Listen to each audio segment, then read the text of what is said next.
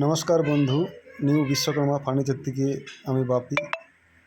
আপনাদের পার্ট ওয়ানে দেখেছি চেয়ারটা কীভাবে আমরা ফিনিশিং করছি।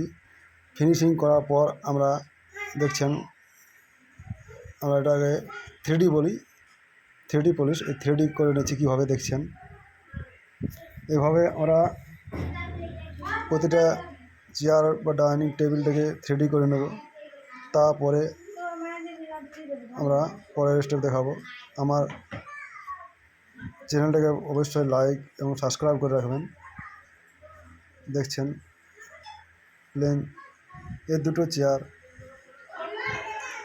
স্যাম কাট, কিন্তু দেখছেন এটার লুকটা কত সুন্দর হয়েছে 3D করার পর।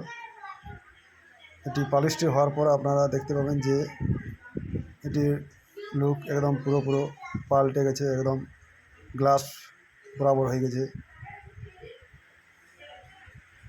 আপনাদের কাছে দুটোই রেখেছি, আপনারা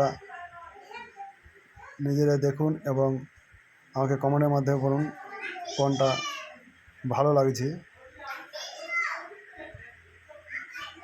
পুরোটাই আপনাদেরকে ভালো করে দেখাচ্ছি আমি, দেখুন।